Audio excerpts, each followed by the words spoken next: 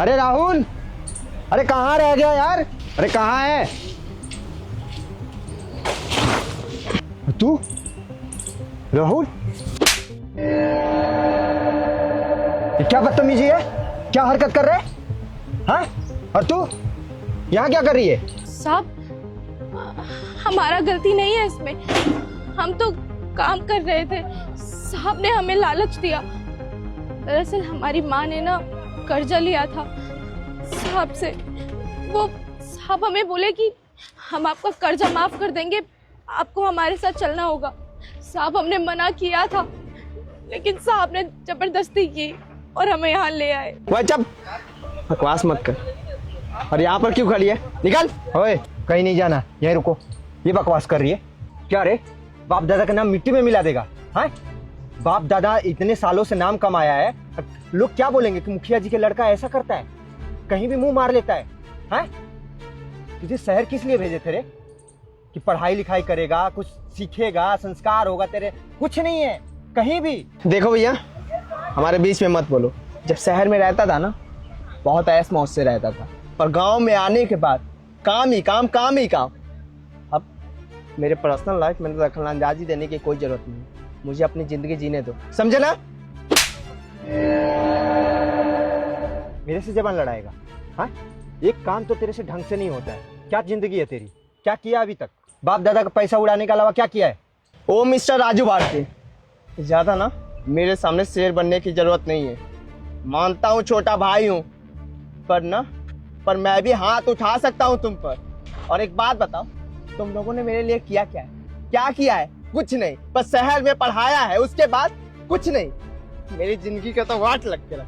और एक बात बताओ, क्या करते हो? बाइक में पेट्रोल भराने के लिए भी पैसे नहीं देते हो। जैसे जैसे भीख मांगना पड़ता है कि सुनो पैसे दे दो, मुझे यहाँ जाना है, वहां जाना है।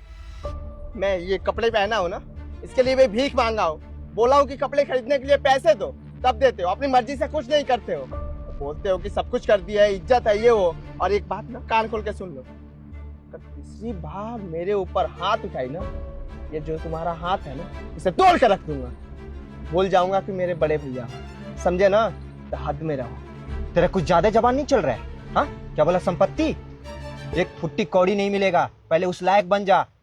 रहा बात हाथ तोड़ के हाथ में देने की, तो पापा से बात करता हूँ, शाम को कंप्लेन करता हूँ तेरे पापा से। बहुत बढ़ चढ़ के बोलने लगा है आजकल। और तू यहाँ क्या कर रही हो? हाँ, तुम्हारा काम घर पे था ना? साहब, हम कसम खाते हैं, हम घर पे काम कर रहे थे। साहब ने हमें मजबूर किया, जबरदस्ती करके हमें यहाँ लेकर आए। साहब, हम नहीं आना चाहते थे अपनी मर्जी से, हम मजबूरी के तहत यहाँ आए।